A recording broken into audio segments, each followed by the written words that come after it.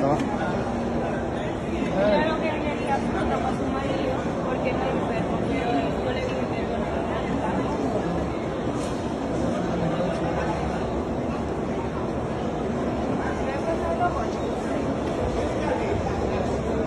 Ajá, el patrón.